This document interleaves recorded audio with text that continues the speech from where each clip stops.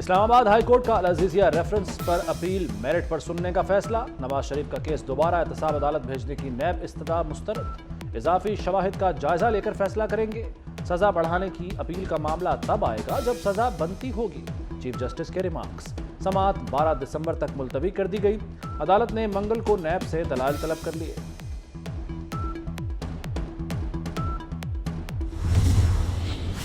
ہمارا سیاسی دشمن نہیں، ایسا اس ملک میں کوئی سیاستدان نہیں ہے جو میں کہوں کہ یہ میرا مخالف ہے، میں اس سے مقابلہ کر رہا ہوں۔ ہمیں گالم گلوچ کی سیاست نہیں آتا، ہمیں ٹک ٹاک کی سیاست نہیں آتا۔ گیٹ نمبر 4 کی سیاست نہیں آتی، بھروسہ صرف عوام پر۔ بلاول بھٹو کا شانگلہ میں دھواں دھار خطاب، کہا گالم گلوچ اور ٹک ٹاک کی سیاست نہیں جانتا، سب سیاستدانوں کو قریب سے دیکھ چکا، ان کے پاس پرانی اور انتقامی سیاست کے سوا کچھ نہیں۔ 18 ماہ وزیر خارجہ رہا، میرے ہاتھ صاف ہیں، میں وہ نہیں جو اپنی جیب بھروں، جیب عوام کی بھرنا چاہتا ہوں۔ مزدور کی خوشحالی تک ملک خوشحال نہیں ہو سکتا۔ چیئرمین پیپلز پارٹی کا نوجوانوں کو یوتھ کارڈ دینے کا اعلان۔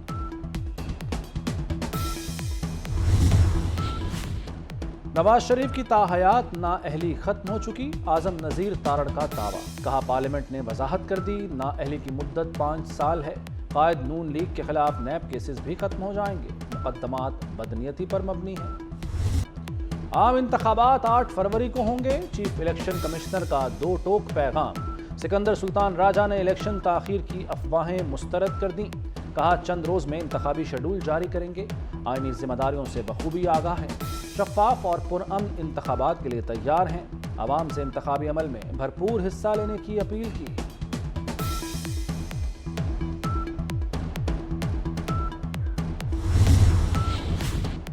امن و امان کی صورتحال ماضی میں زیادہ خراب تھی، الیکشن پھر بھی ہوئے، مرتضیٰ سولنگی کا افواہیں پھیلانے والوں کو 2 ٹوک جواب، کہا عام انتخابات 8 فروری کو ہی ہوں گے، اس میں کوئی دو رائے نہیں، انتخابات کے قریب خود کو مظلوم ثابت کرنا سیاسی جماعتوں کی مجبوری ہے، لیول پلینگ فیلڈ کی شکایت کرنے والوں کے لیے متعلقہ فورمز موجود ہیں۔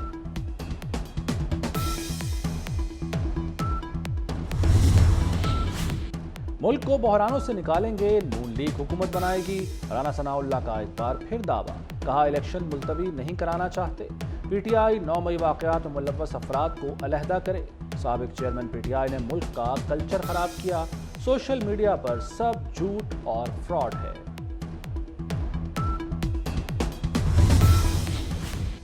غیر قانونی مقیم غیر ملکی پاکستان کی سلامتی اور معیشت بری طرح متاثر کر رہے ہیں، غیر ملکیوں کی واپسی کا فیصلہ ملک کے وسیع تر مفاد میں کیا، آرمی چیف کا دورہ پشاور کے دوران خطاب، کہا پاکستان دشمن قوتوں کے مذموم عزائم جامع حکمت عملی سے ناکام بنا رہے ہیں، افواج خون کے آخری قطرے تک وطن کی حفاظت کا فرض نبھائیں گی، افسران اور جوانوں سے ملاقات بھی کی، بے مثال کارکردگی کو سراہا، سپہ سالار کا قومی ورکشاپ خیبر پختونخوا کے شرکاء سے بھی خطاب۔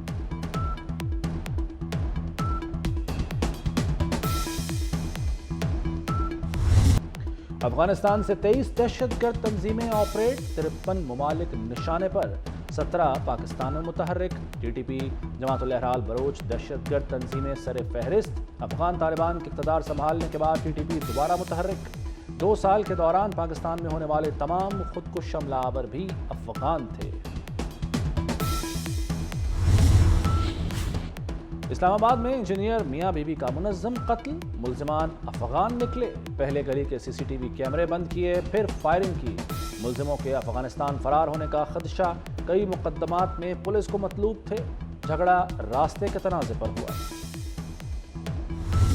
غزہ میں آج بھی آگ کے شعلے، بارود کی بو، تباہی کا ایک اور دن ڈھل گیا، اسرائیل کا جنگ کے تیسرے مرحلے میں داخل ہونے کا اعلان، متعدد مقامات پر بمباری میں تیزی، شہداء کی تعداد 17,000 سے تجاوز، 46,000 سے زائد زخمی، حماس کمانڈر یحییٰ سنوار کے گھر کے محاصرے کا دعویٰ، القاسام بریگیڈ کے اسرائیلی فوجیوں پر حملے، اب تک 414 جہنم واسع۔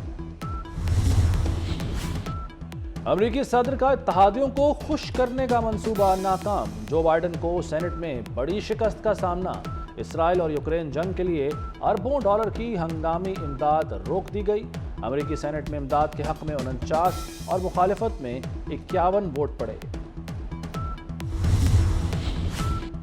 مولانا فضل الرحمان کی رہائش گاہ پر British high commissioner Jane Marriott کی آمد، افغانستان میں خواتین کی تعلیم کے حوالے سے تعاون کی اپیل۔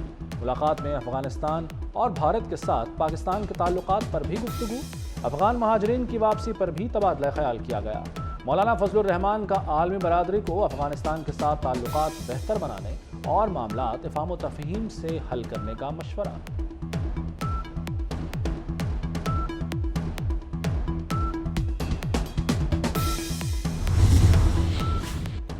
وزیر اعلیٰ سید محسن نقوی محسن اسپیڈ کے ساتھ ساتھ کمال حکمت عملی کے بھی ماہر۔ ٹیپا نے لاہور میں 6 مقامات پر ٹریفک کی روانی کو بہتر کرنے کا منصوبہ ری ڈیزائن کر دیا۔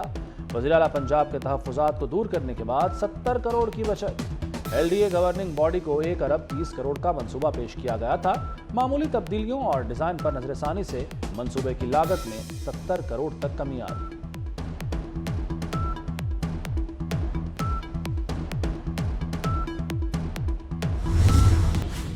اسٹاک مارکیٹ کا 60,000 پوائنٹس کا سنگ میل عبور کرنا تاریخی کامیابی ہے۔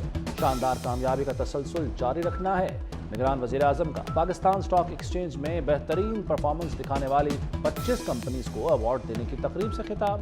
سرمایہ کاری بڑھانے کے حکومتی اقدامات سے متعلق آگاہی دی۔ جدید ٹیکنالوجی کے استعمال اور پاکستانی مصنوعات کو عالمی منڈی تک رسائی کے لیے خصوصی اقدامات پر زور۔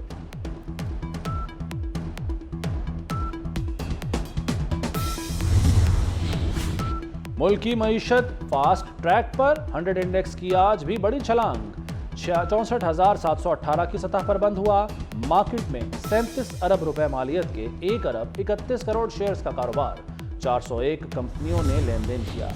ڈنمارک میں قرآن پاک کی بے حرمتی غیر قانونی قرار، پارلیمنٹ میں قانون سازی کر دی گئی، حق میں 94 ووٹ، مخالفت میں 77 ووٹ۔ رواں برس یورپ میں قرآن پاک کی بے حرمتی کے متعدد واقعات پیش آئے۔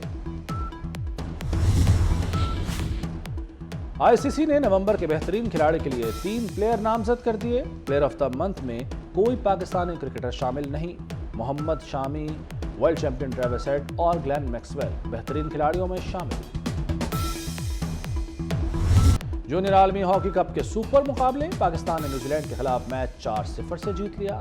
پاکستان کی جانب سے ارشد لیاقت نے 3 اور کپتان عبدالحنان شاہد نے 1 گول کیا۔ ارشد لیاقت مین آف دا میچ قرار۔ پاکستان پول کا آخری میچ 9 دسمبر کو بیلجیم کے خلاف کھیلے گا۔ اور لاکھوں لوگوں کی دل کی دھڑکن، ہر دل عزیز جنید جمشید کو مداحوں سے بچھڑے 7 برس بیت گئے۔ جنید جمشید نے گلوکاروں کے بعد بطور مبلغ اور نعتیہ کلام سے بھی خوب شہرت کمائی۔ 7 دسمبر 2016 کو حویلیہ کے قریب طیارہ حادثے میں خالق حقیقی سے جا ملے۔ حکومت پاکستان نے 2007 میں انہیں تمغہ امتیاز سے